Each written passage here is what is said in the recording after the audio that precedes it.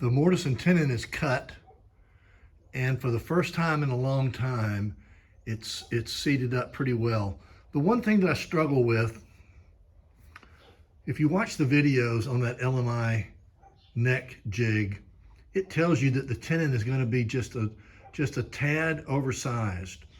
So, and the reason for that is you can then come in, and what I did was I took a sanding block and I would come in here and I would go 1, 2, 3, 4, 5 times, turn it over and do the same thing. Hit it 5 times, check the fit, and it still wouldn't fit. And I did that several times. And then after one session of sanding, it just drops in. There's no resistance whatsoever. So I'm gonna bolt it on, so that's not gonna be a problem, but I don't understand how it goes from just tight as a tick to it just drops in. So when I set it up, it was tilting a little bit that way. No, I'm sorry, this way. So I did the old trick where you put sanding paper between the neck and the body and put a little downward force right here and pull it through.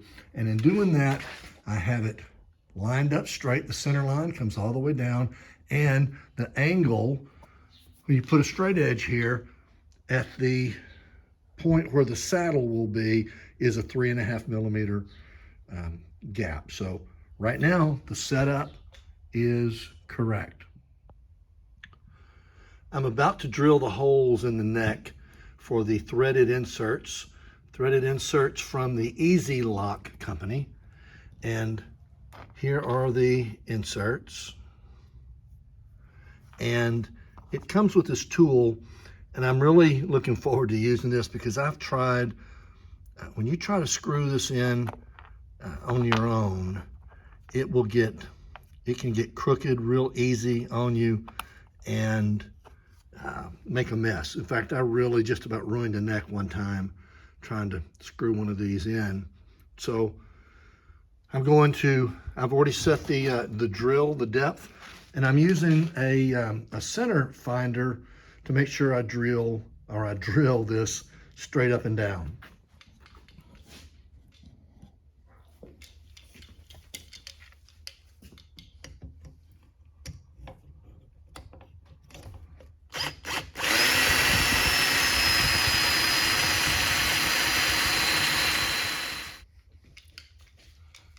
All right, I'm going to put this insert in, and I've put this quick grip clamp here just to make sure I don't blow this tenon out. It probably wouldn't, but better safe than sorry.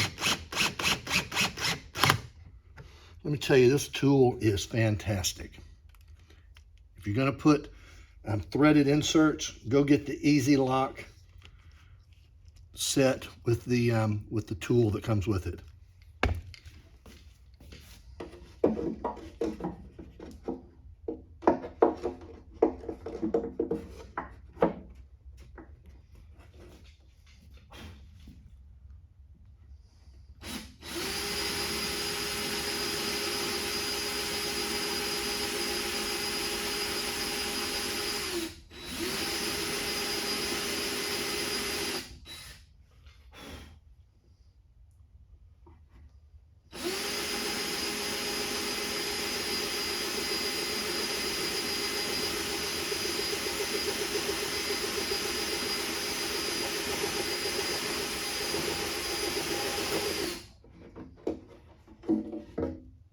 So the neck is bolted on, and there are two critical things at this point. One, is this angle on the neck correct?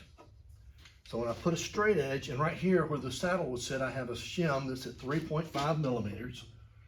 And when I run this up here, oh, it's perfect.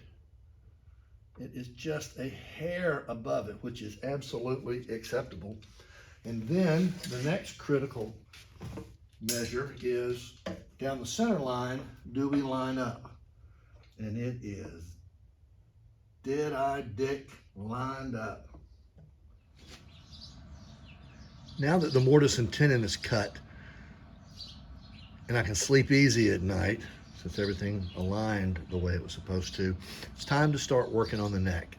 And the first thing I'm going to do is work on the heel cap. And, you know, we've talked several times about the fact that the neck sits, it joins the body at an angle. You can see there, I've got a square up against it, and there's a gap there. So on the heel, where the heel cap goes, that's also at an angle. It's tapered to try and match the taper of the guitar. So I just used a drum sander to do that. But if you try to glue the heel cap, which is going to be a piece of maple, then you're going to have that, you're going to have a gap like that where it joins the guitar. So I made this jig, and this jig, the idea is from a man in Mobile, Alabama named Michael McClellan at McClellan Woodworks, and he is a fantastic guitar builder. And I saw on one of his videos, this is how he would sand and eventually glue the heel cap to the heel of the neck. So what we'll do, I have a piece of paper, sandpaper here. Underneath, I've got a couple of clamping, or a couple of cawls that screw into the inserts. And now I'll sand this like such, so that this angle matches the angle when it butts up against the body of the guitar. Here I'm gluing the piece of maple the heel cap onto the neck, onto the heel of the neck. And again, using that same jig, I flipped it over, and I've got packing tape. You can see the shine right there. So I don't glue it I don't glue this to the jig. I've got it clamped in. I'll let it sit for a little while, and then I will move on to the next step. I'm going to cut the frets in the fretboard now. I have a blank here that I have a thickness to 6.5 millimeters thick. I've squared off, I ran this across the joiner and this on my table saw, so I've got a square edge, side and front here. I've got a sled that I've built, and right here is an extremely thin saw blade. It's the same thickness as the tang on the fret. And I will slide this on the square side up to the blade. And then I have a template here that is machined to be extremely precise. And there's a notch here. This first notch represents the nut, the first fret, the second fret, and so forth, all the way down here to the 20th fret. And what you do is, there's a little reference pin right here that I'm sure you can't see, but it's a tiny little nail head that sticks out right there. And I will double stick tape this to the fretboard and line up the reference pin on that first fret, which represents the nut. This will be double stick taped down. Then I will slide it up, slide over to this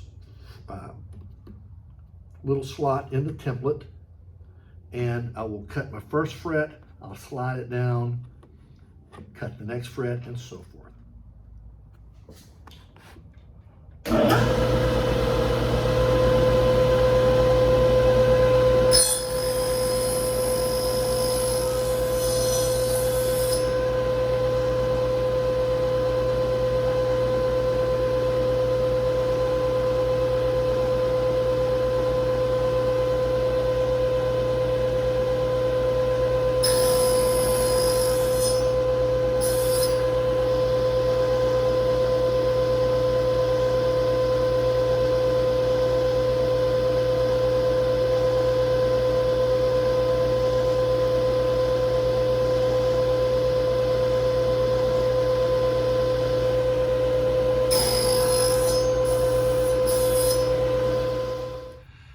You can cut these slots with a handsaw. In fact, I have a fret saw. And after this has been radiused, I'll come back in with the handsaw and clean up some of these cuts. But I believe this is the most effective way to do it. This template is machined to exact specifications. So as long as you line these up on these little notches up on your reference and then move them down one by one, you will get a perfect fretboard. So I have the fretboard, the slots have been cut, I've drawn a center line, and I have marked the taper, and I'll now take it to the bandsaw and I'll cut it outside the line and then to my joiner, and I will joint down to that line. I've bolted the neck back on because the next step is to extend the truss rod slot into the body of the guitar. You can see right here, it will extend another, I don't know, whatever that is, a couple of inches. So I will make a mark right here.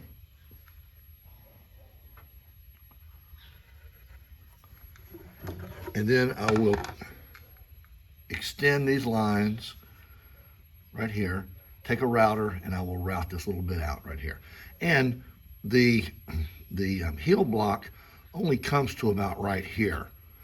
And then this is just the top from this point back. So this is where the real, where the router will really do its work. And then from here, I'll either route it or take a razor knife and cut that little slot there. So there's the truss rod extension into the body of the guitar. I used my router with the same 1/4 inch bit that I used to cut the channel into the neck. And it was a real tight fit. I'm not sure why, but it was. So I took this little, I've got a set of files that I bought from LMI some years back. So I took this little file and just came in here and worked it to get a nice, get it to where it would fit. And after working that, you can see it snaps down real nice.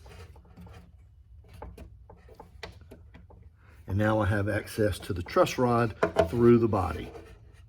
Cut it and tapered it. But now I need to cut it to length. And down here you can see the rosette, there's little gaps there. So you have to cover that up. So I want to bring it to where it's just right there to cover that up.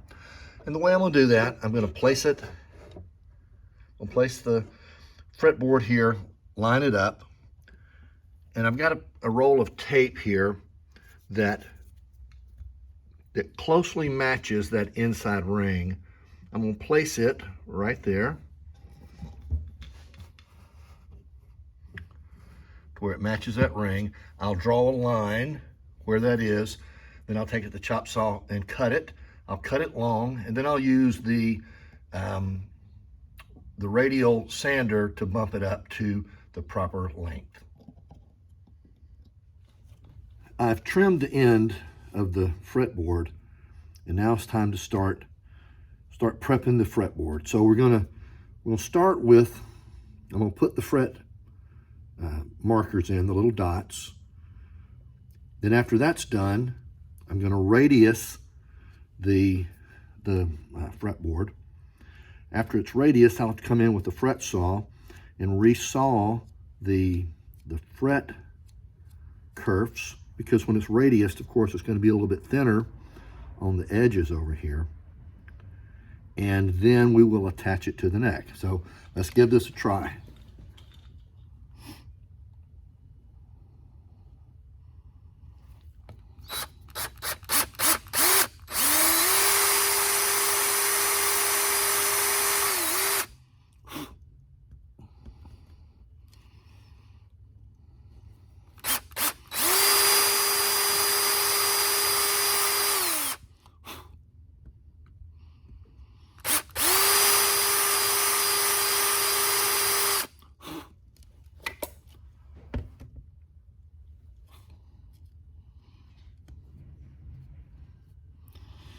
a little bit deeper.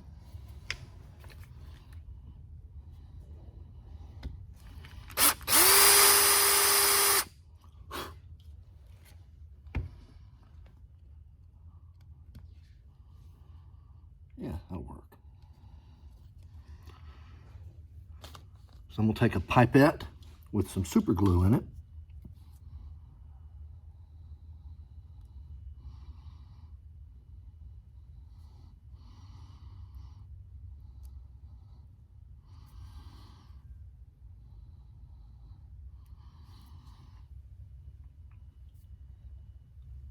I've got the fret markers installed, super glued, and now I'm radiusing the neck. Of course, the fretboard. There's going to be a little bit of a radius on here. So what I've done, I used some double-sided or double stick tape to tape this down.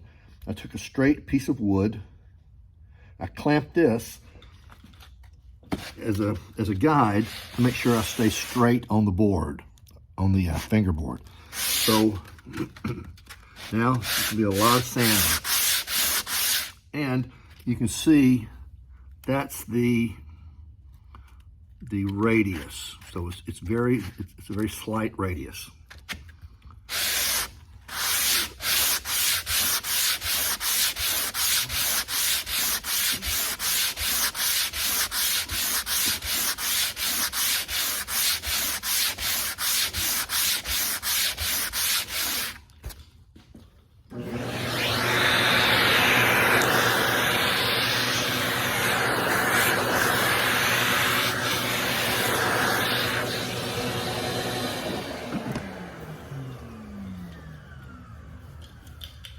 Can also take some, if I can find it, some chalk. And let's just chalk this up.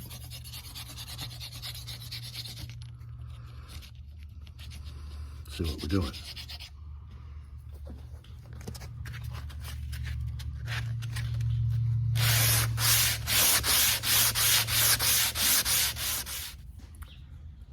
As I said earlier, when the fretboard has been radius, which it has been, it's got a radius this way. And of course the top is going to be taller than the sides. So I need to now take a fret saw, and it has like a depth stop on it. So I've set it for the depth of the tang on the thread, on the frets. And now I'm just going to go in here and recut each fret.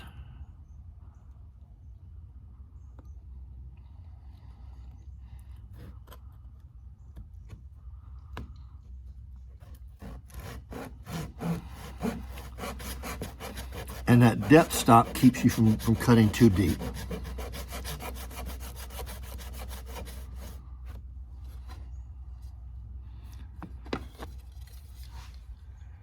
I'm not sure if you can see this, but I've cut these first three, and the kerf is much deeper than the others. So go ahead and cut all of these. Now that the fret slots have been recut, it's time to start cutting the fret wire. I have wire that's already been rolled. You can buy it flat, and then there's a device that you can use to roll it, but I think it's easier just to buy it. I don't have the machine to do that. I have a little tray here, numbered 1 through 20, on the fretboard. I'm not sure if you can see it or not, but I've put a piece of tape and I've numbered each fret, so I'll make sure I'm cutting the right one. And what I do is, I'm now cutting number 6. I come here to number 6, and I let it overhang just a little bit, a very little bit. I come in here with my nippers, get right up close to the edge,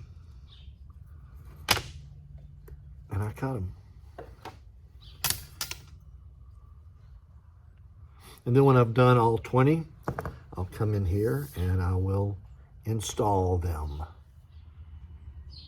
I just installed the second fret.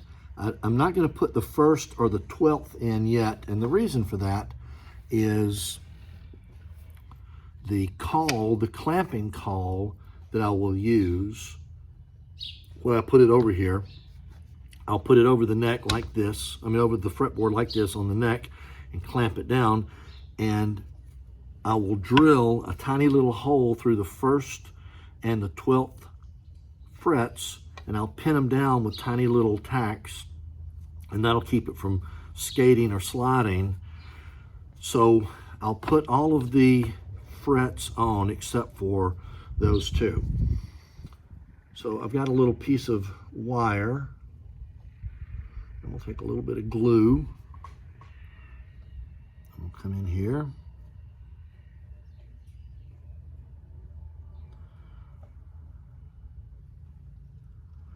Get some glue in the slot. In the past, I've used super glue, and it is ridiculously hard to clean once it dries. So I've seen some videos where people just use wood glue, so I'm going to give that a try and see if it works.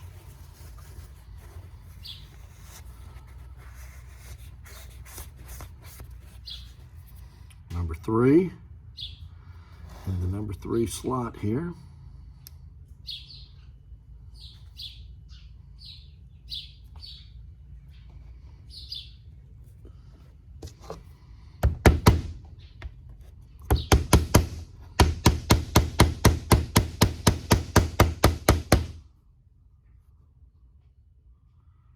Oh, that's perfect. Well, it's starting to look like a guitar now. I've got all but the 1st and 12th fret installed. This is not glued down. I just set this up to see how it looked. And again, starting to look like a guitar. So the next step will be to glue this to this and then begin carving the neck to the final shape. The fretboard is now clamped to the neck blank. And because the fretboard has been radiused, the clamping caul that I'm using also has to have a concave in it so it would match the fretboard. Otherwise, you wouldn't get even clamping pressure. So what I did was laid a piece of sandpaper over the fretboard. And because this clamping caul is made of MDF and is really soft, I just sanded it till I got the matching concave. Also, you can see here are some holes that I've drilled. This is on the 12th fret. There's also one under here. And then down here, there's one on the 1st fret. And we talked about that earlier. That's the reason why I did not install the 1st or the 12th fret.